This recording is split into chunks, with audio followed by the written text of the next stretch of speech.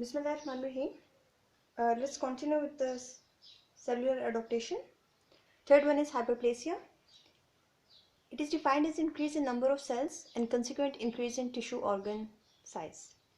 It can be physiological, it can be pathological. Physiological is due to hormonal hyperplasia,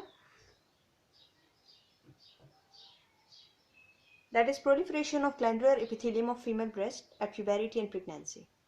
Increased stroma is seen. Along with that, there is increase in ductolobular unit. The second one is compensatory hyperplasia. What happens in this, the residual tissues grows. For example, liver, it shows the mitotic activity 12 hours later. By talking about the pathological causes, we say that pathological cause is due to either excessive hormonal or growth factor stimulation. The first one is ductolobular hyperplasia. It may occur in acini, duct, or transition. The cause is the uncontrolled growth hormone, estrogen release, and as a result, there is formation of multiple layers. It can be uncontrolled, for example, in cancer. When you see the acini, it shows the appearance like a hobnail appearance. Hyperplasia can also be seen in glands. In most of the tissue, it is pre-malignant, may occur in glands. And the third one is endometrial hyperplasia. Endometrial hyperplasia is common cause of abnormal menstrual bleeding.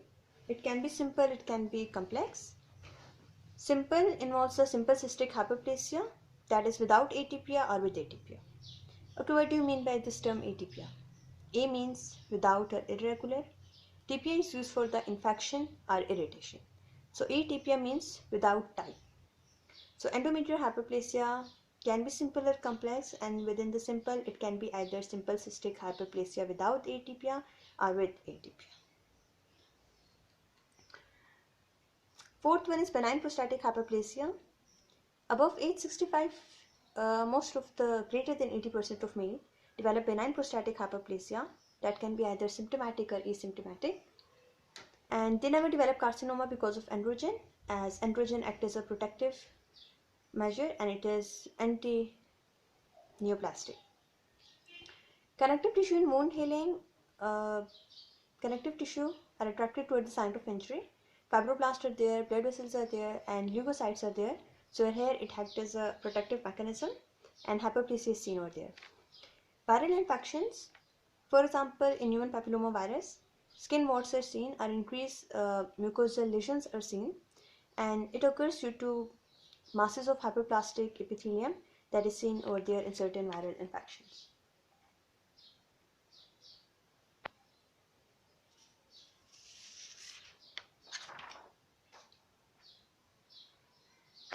Let's talk about metaplasia. Metaplasia is reversible change in which one adult cell type, epithelial or mesenchymal, is replaced by another adult cell type. Types include two types. One is epithelial, other one is mesenchymal. For example, in epithelium, the first one is example in trachea. Over here, the pseudostratified columnar epithelium is replaced by squamous epithelium in smokers. It is neoplastic in respiratory tract. For example, squamous metaplasia. And squamous epithelium is more resistant to irritant. Vitamin E deficiencies may also induce squamous metaplasia in respiratory epithelium.